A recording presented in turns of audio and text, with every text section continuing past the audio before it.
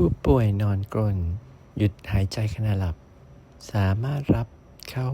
การรักษาด้วยการกระตุ้นเส้นประสาทใต้ลิ้นได้แล้ว